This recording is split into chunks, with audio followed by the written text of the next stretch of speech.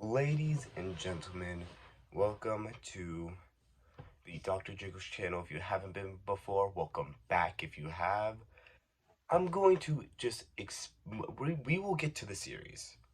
I'm going to explain to you what this is. I am a 14-year-old boy who has loved wiffle ball since he was 10, 11 actually. No, 10. It's been a huge part of his life. And when he first got a phone heading into middle school at 11 years old, he thought it'd be a bright idea to make videos of it. And then he scrapped them and then he started again 2 months after. This is my third full season of doing, this is the part where I talk to you about what I do, of making a video after every single Coastal Cobra series. I've done that for the past 2 years. I'm going to do it going forward until I don't want to.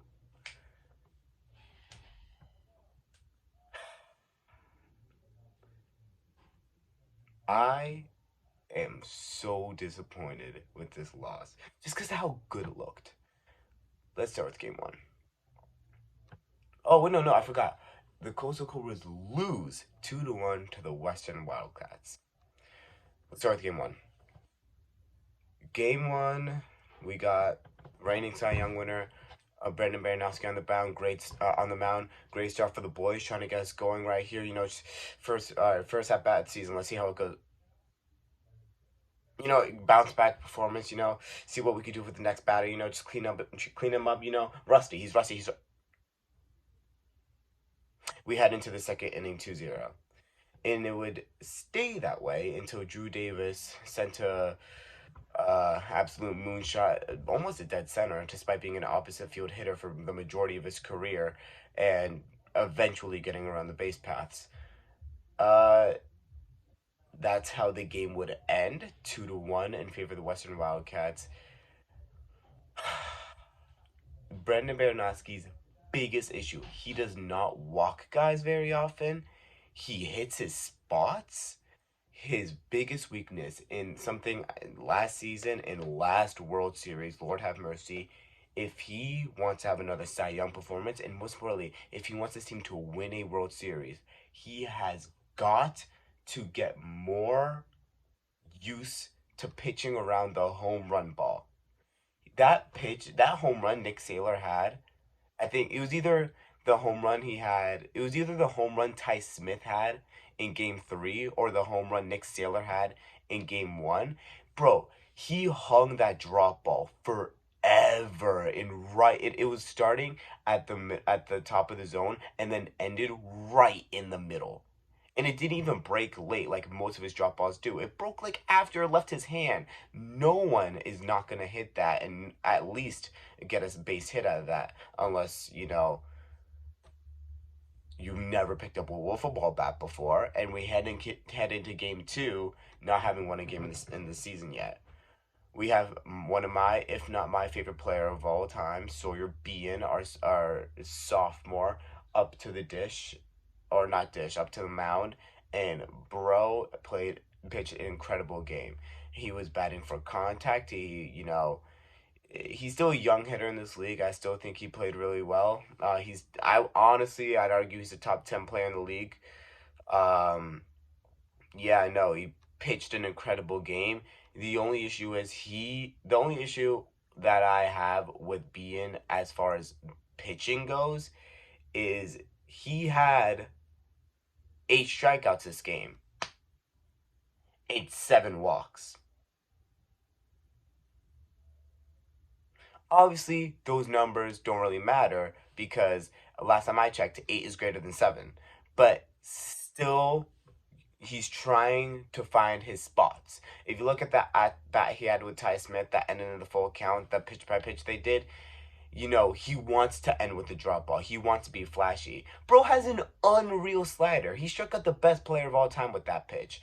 I mean, he wants to be flashy. I get it, dude. As a pitcher, I understand. You want to get the absolute sauce in with the drop ball 2 strikes. Sometimes you just need to find the spots. Obviously, I'm in I'm not talking about the game from Sawyer being as a whole. I think without a shadow of a doubt, I know Drew Davis was hitting really, really well. He had two RBIs in this game that gave us the win, and he had a home run in game one. I'm not gonna deny that. I think Sawyer Bean, however, was far and away the best player for the Cobras today. And then we head into game three with the series now tied, and we need a rubber game to finish it. And Brandon Baranowski again cannot pitch around this home run ball. I don't care that it's the Western Wildcats. You gave up a home run to every single Wildcat that put on a pair of cleats today. It just, I would say, just in general, shit happens, right? Like, oh, it's unfortunate. This is the reigning Cy Young winner. It can't happen for a guy like that. First overall draft pick. Do you understand how many teams in MLW absolutely fiend for a pitcher like Brendan Baranowski that can steal you series? Look back at the ALCS against the Predators last year. Steal you series. Fuck stealing you games. Steal you series, eh? The Metro Magic sold draft picks, players, an arm and a leg just for the chance to have a pitcher like that who was never a starting pitcher in any league that he's been in before in Miller. And we got one just from a draft pick that we already would have had.